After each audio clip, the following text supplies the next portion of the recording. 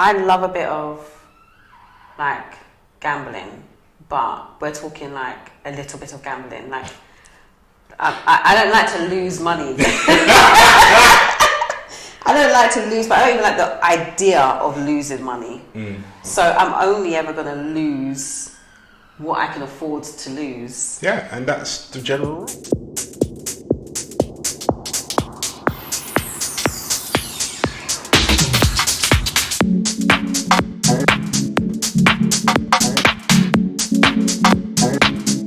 Good morning, good evening, good afternoon, whatever it is, wherever you are. Welcome back to the Couple School Podcast. I'm joined, as always, by the lady of self-love herself, Charmaine Lawrence. Hello, guys. How are you? How are you? I'm good, thank you. A lot darker than I was Yes. before we left. Tell the people where you've been sunning it up. I went to Gran Canaria and it was an absolute blast. I thoroughly recommend it. We stayed at a fantastic hotel. We went for our honeymoon and then also it was Karen's birthday. And the hotel that I was staying at had this rooftop restaurant which worked out perfectly. The food was exquisite. The view was mad, it's crazy, 360-degree views all the way around there. So yeah, we had all inclusive, but the bar upstairs you had to pay for. But we ended up going up there more than anything else because I didn't like mingling with the commoners. No, I'm only joking. I feel a bit. So when we do go on holiday and we stay in these resorts, because number one, I'm a black guy, and number two, I'm a guy that's larger than your average size guy. There's a lot of staring that goes on. Sometimes to the point where people are like, literally following as you're walking around. So I feel a bit like I'm in some sort of, I don't know, safari where I'm walking through like the main pool of a thing because everyone's like, and then nudging their people and kids are pointing. You know what I mean? It's a bit much, you know. And I get obviously you get used to it to an extent, but I think just parading myself around in the main pool where everyone's like, sometimes it's a bit much for me. So this one, fortunately, there was a smaller pool upstairs, and because the drinks weren't free upstairs, everyone stayed downstairs. Right. So yeah, we paid a little bit more than I necessarily wanted to, but it enabled us to have almost like a private pool. It was a nice little. They played bougie music up there, and you know they don't measure the drinks. Like a bit of bougie music. I did. There's nothing wrong with it. There's nothing wrong with it at all. Bougie music. So yeah, so it was just a nice vibe upstairs. Love it. And then on top of that, because it was way up in the gods, like at the top of the hotel. It was the other hotels were lower, so it wasn't blocking the wind. Yeah. So it was actually the coolest spot up there, but at the same time the most exposure to the sun. Yeah. So for me, that runs away from the sun when it comes to thinking. But my wife that loves to sunbathe, it was almost a perfect combination because she could be out in the sun and I was hiding in the bit of the shelter. I mean, I just get black. I get black by accident when we go on holiday. People look at me, goes, "Oh, you must have been." I'm like, "No, I went out in the sun. I was running from it." But still came out looking, you know what I mean? So yeah, holiday was great. Golden brown, we love to see it. I wish I could say golden brown. It's just, this is like. No, it's golden. Put some right, cocoa butter on that and it glistens. Put some cocoa butter on that and it glistens. Oh yeah. So we talked about. Yeah. But some people, man, I saw people that had been burnt that looked like they needed to be going to the hospital. Like you took it too far. Like you stayed out for about 5 hours longer than you should have done. There was a guy that literally he was stood like this. His skin was purple, and it was like he looked like he wanted to move, but he knew that the movement was going to be painful, so he wouldn't move. And I was just like, I saw him trying to shuffle. I was like, no, that's not a holiday. Too much. Yeah, it's not a holiday. And the other thing I have to say about Gran Canaria, no mosquitoes. Not one. And I hate the little inappropriate swear word, full word there. I hate them. I absolutely hate them. I'm the one that goes on holiday and buys a bracelet for this hand, a bracelet for that one, 2 round it, 1 in each ankle. I buy the spray and the cream. I can't stand it. I can't stand them. But Gran Canaria, none. Not a dicky bird. There you go. Ironic thing is, I came back and I got bitten by a mosquito the following day in my back garden. Ridiculous. Anyway, so today's. So I'm just going to read this out and you can let me know what you think. So, Hi, I think I may have an issue with gambling, but not sure what to do about it. I've tried going to support groups, but whenever I have money in my account, I am drawn to gamble it. For the last 6 months, I've gambled away our rent money. Fortunately, I've been able to win it back before it became a problem, but my girlfriend knows nothing about it, and I'm afraid that if she found out, she would leave me. There have been a few times where she's wanted to go somewhere straight after payday, and I had to make excuses that I lost my salary on the day that I was paid. Should I tell her, or should I try and deal with this on my own? Okay, so you should tell her, and it is probably 90% chance that she will leave you, because you obviously have a problem. Like what happened? But you're taking major risks. Yes, you need to tell her.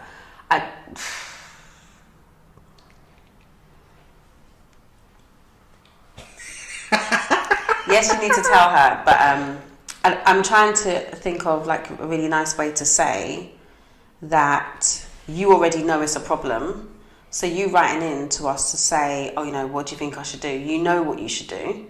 You know you need to discuss it with her, and not even just with her, but with somebody to get some support.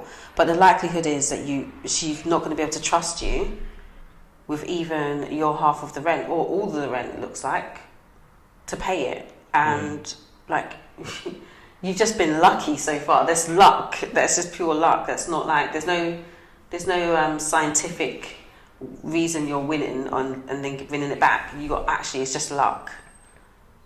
I don't know. I think there are obviously professional gamblers out there, and people that are gambling for a living. Mm-hmm.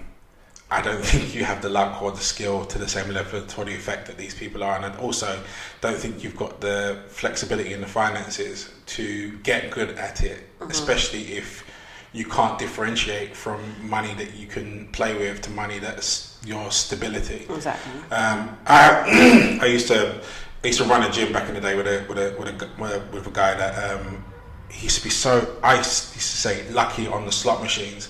So we'd be on the way to meetings, and he'd be the one that stops off at the flipping the service station and walks out with £500 in pound coins, and it would happen regularly. Yeah. Regularly. But when I analysed it, the reason why, I went through the whole why with me. Why does that ever happen to me? Because I'm putting the £20 in gingerly, and then it just yams to any bad. I don't get anything back. And I'd see him put tenner in, and he'd walk out with £500. But the basic reasoning behind that was that he didn't care about the money that he was putting in. It was money that he could throw away. So he wasn't. But whereas myself, I wasn't in that position. So I was putting in that money needing to win, which meant when I didn't win, it hurt. For yourself here, you're in the same boat here. You're using money that's the stability for your life, in the hope that you will be able to double it. But people that win at gambling, they don't win because they're of the money they put in. They win because they're in a position where the money that if they lost it, it's no big deal. Yeah. And I think that should be your parameters. Do I think you should tell your other half? I think eventually. I don't necessarily think it's something that you need to tell her immediately if you genuinely want to do something about it. And the feeling that I get from reading this scenario here is I don't think you've made that decision yet. And if you haven't made that decision yet, then it's not fair on you to hold her in a relationship where you're juggling with something that she probably thinks is quite important. It's just not fair. It's not fair.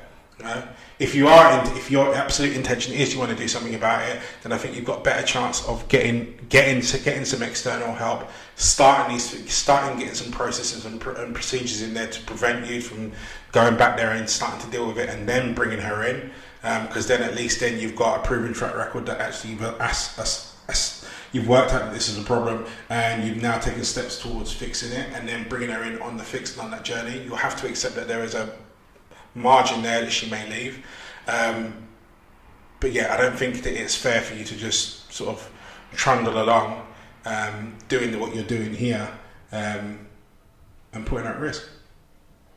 Yeah. Shami's going to disagree there. I'm You not should going tell to her disagree. immediately. Well, he's got a problem. He has. He has a problem, and he's already spoken about, you know, tried support groups and so forth. Like, you know, the reason that it's easier to write in to us is because we don't have a face. We don't, like, we are like outsiders. But I can guarantee he's probably not spoken to anyone that is close to him that would advise him, because then it would make them judge him and it would make him feel some type of way. But that means to me that it's a problem and it's already at the problem stage. Yeah. And I don't think it's fair. Like, you know, what if you're living with someone, I'm looking at the legalities of it. If you're living with someone, this is my home. Me and you live together. This is our home that we live together. And you are gambling away the rent and I'm paying all the other bills. You pay the rent, I pay all the other bills. But yeah, you lose the rent. Now, where do I now get... You're putting me at risk. I'm now at risk. 100%. And so for me, it's really difficult for me to be like, okay, you know, try and find some help and blah, blah, blah. You've just said you've done this multiple times with rent money. Not like... money, not grocery money. Not grocery, not grocery money. Not Not money for my car payment. Yeah. You know, that they take my car. You're talking about rent payment that she is living in that home. So if you're going to gamble your own money on your own things, like your car, like your money for food, that's different. That's on you. You're not putting me at risk, but you're actually putting me at risk of being out of my ear. Yeah. By spending the rent money and not saying anything, because also what happens if you don't get the rent money? If it's your responsibility to pay it, she's not going to know until it's too late. Absolutely. I mean, this is why I said that it for me, listening to this, the real bit here is a massive level of honesty on your part right now to go, do I want to do something about this? As I said, I'm not convinced by the right up here that you have made that decision or that you want to. And that's the bit that makes a problem more of a problem, because you haven't isolated it down to something that has to be dealt with. You're looking at it as something that, this might be, but it's not really. You know, you in order for you to kick a habit, you've got to look at the habit and go, you've got to go, and that decision be firm. Now, if that decision is firm, then adding the extra pressure of telling her immediately right now at the beginning, I think it could be postponed. If your decision is pure. So if your decision is pure that you are adamant, I'm going to deal with this and I'm going to move myself away from this and I don't want my life to be like this anymore, and you can make that decision outside of your emotions and go, I'm doing something about it, then do the something about it and get that bit moving, and then bring her in and go, look, this was a problem, I isolated it as this, and now this is what I'm doing about it, but I have to be honest with you because I want this relationship to work. Again, you have to accept there's a margin that she may still turn around at that point and go, no, like, I'm out. But I think you've got a better chance of her staying if she knows, okay, right, well, you've done this, she can see that you're doing X, Y, and Z, and she can see that you've isolated a problem and you're doing something about it. I think if you go to her straight away, she's going to look at it and go, you're a massive problem and you're the source of it all, see you later. Yeah. But what I don't think it's fair is if you think you're going to sit here for another 6 months, gambling and rent away for the next 6 months whilst you make that decision. That's not cool. Yeah. No, that's not cool. So, I mean, what you're saying is a decision needs to be made now as to what you want to do. Immediately, because you know it's a problem. Yeah. You know it's a problem. And also you have to also be honest with yourself about whether or not you can isolate the problem, because like some people might be able to do that, but you know, some people can't do that, or you may be able to do that but you might need support. So you've got to think about whether you can actually do that and how you're going to do that. I mean, a woman loves a man with a plan. There you go. And the other thing is as well, just touching on the support groups that you mentioned, I think you have to be very specific with what how you're dealing with this. So let's say if we throw this into an alcoholic situation, there are alcohol support groups, yes, but then there's Alcoholics Anonymous, and there's not the Alcoholics, the AA meetings. So when those guys go to the bit that makes it real is the fact of them admitting repeatedly and saying it out of their own voice that I have a problem and this is what the problem is. And then there's the action is abstinence. The groups therefore then puts an action plan around to sustain that abstinence, including what to do if it looks like it's about to fail. You've got to do exactly the same thing with this, you know, and understand and accept that, you know, okay, right, well, you can't even play the lottery anymore because that's gambling. You know, you can't go to a slot machine and put money in. That's gambling, and really lock it out of your life, because it sounds like, for whatever reason, this is a real triggering thing for you to go and do, which means I don't think number one, you definitely can't do it by yourself, and I don't think you need to go to a small support group or a little group online that you type in your messages to and they give you advice. You need to go to somewhere where you've got to own up to it, you've got to call it out, you've got to say what it is, and there has to be repeat accountability for you along the way. Yeah, I agree. I definitely agree. I don't really have anything to add. I don't have anything to add. I think everything that we've said is pretty spot on. But just come up with a plan of action, and then see, what you want. Like, you might come up with a plan and actually speak to her. She might be okay with that when you have a plan. I mean, look, you know your other half better than anyone else, or you should do, which means you'll be able to ascertain what the likelihood is of what she may or may not do based on you giving her that information. I always say to people, when it comes to issues that affect one person or both people in a relationship, it's always best that the two of you work through it. Otherwise, the lessons that you're going to pick up in there and the actual victory is shared between the two, and that's how relationships grow and get stronger. In this situation here, there is an absolute way past this whereby you and your other half could end up staying together, but it all bases off the fact of you being adamant that you understand that this behaviour is wrong. You understand that this behaviour can't exist in a relationship between the two of you, and an actual decision for you that you are going to come clean to her. I'm only suggesting putting off the beginning to get some momentum on your fix, to therefore then bring the problem and the solution and what you're doing about the solution to her, to give a better space for her to get her head around it, and also therefore then stick around with you. But you've got to take a look at it and not just look at it and go, oh, it might be a problem, it's kind of a problem. No, it's a problem. And if you're gambling the rent money, it's not like you've got a situation where your expenses are here and your income's lower, so you're juggling different payments in order to make it through the month. It's a very different circumstance to having all of the money to make it through the month, and then you go and create a problem by popping down to the casino and burning the money away. In the hope that you will double it. I'm sure she'd be happier if you set up a business and spent half the rent getting that moving, as opposed to doing something like that. You got better odds in the first place anyway.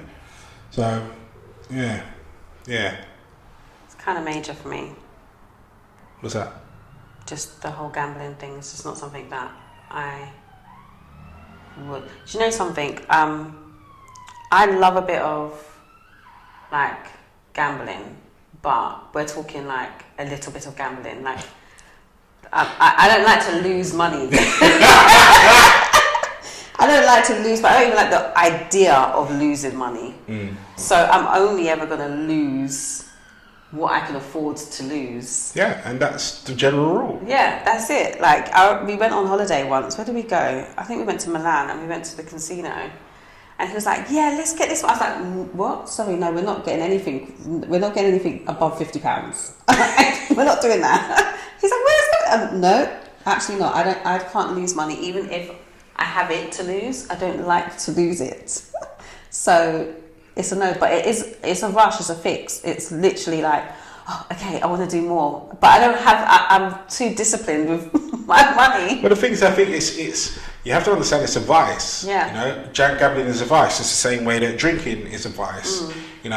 Some people buying cars is a vice. Some people, if they're single, sleeping with people, as many people as it's a vice. It's a coping mechanism for something. So insert appropriate whatever it is here.